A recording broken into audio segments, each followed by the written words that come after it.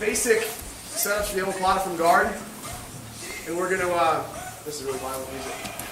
We're going to look at some basic setups for the Omoplata from guard today, and these concepts are going to kind of come up as we look at the rest of our jiu-jitsu game, the rest of our Omoplata game, a bunch of other different positions. The Omoplata is like the arm bar and the triangle in that it's going to open up in almost every position.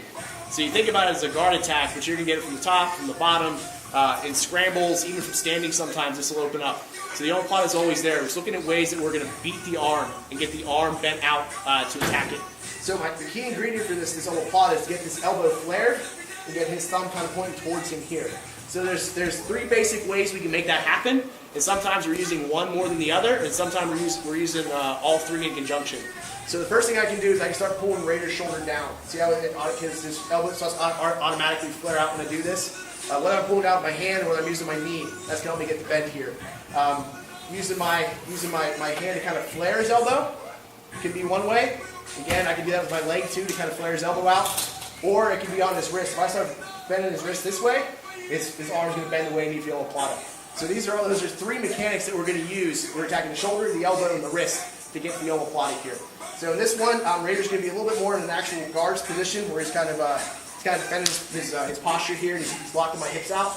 So I'm going to do is a really basic hip escape and get my knees inside. So I'm just come out here, I'm going to pull my knee in, get inside his elbow here, and I'm going to start coming out and opening this one up and start going in this way. So the more technical way to do this is to go here, get this knee in, start stripping out, pull this knee in, and start to play this kind of position. Okay? Now whenever you're playing this kind of guard position, you typically think about it in gi because you got sleeves, but in no gi you'll end up here a lot of times with just one leg. So a lot of times I'll be in the guard and I shrimp out and end up with just one arm on the outside of my shin. It's probably a little more common in no gi, okay? Because the sleeves is a little easier for me to do my big hip switch and get all the way in and hold this tension. There's not a whole lot keeping Raider here in no gi. Yeah, he's going to start disappearing on me. Even if I have kind of a death grip on his wrist, it's hard to maintain this position. With the sleeves, I've got a lot of play. So whenever you guys do this in no-gi, go ahead and just do it with one leg. You just take your thumb, like a C grip, clamp on the bicep here, control the head with the collar tie, shrimp out, pull your knee towards your chest inside as you're kind of pushing his bicep out to get this locked up here. And I'm controlling, if you notice I'm not controlling his wrist, I'm controlling the back of his elbow here to keep this locked up. I can come down here, but it's going to be a little trickier to control. Just control the back of his elbow and kind of keep my forearm glued to his forearm. They're kind of parallel here. So to get this position here, I kind of flare my knee out. I'm going to start rolling this towards my knee, so I'm kind of rolling it up this way.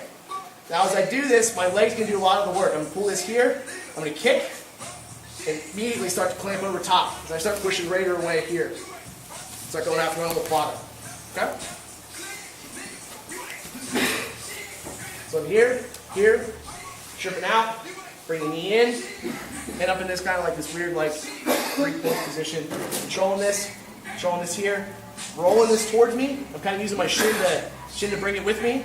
And I'm going to kick this foot straight, and the foot's kind of going to kick up to the ceiling as I start rolling it over. So it's going to go up and then down. Here. Okay.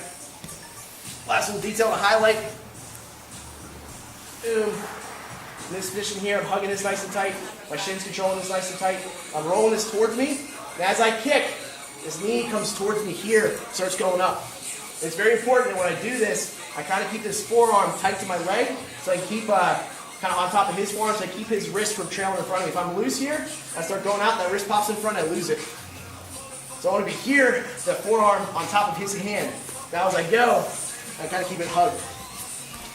Same thing, grab, bust them out, and go. Okay?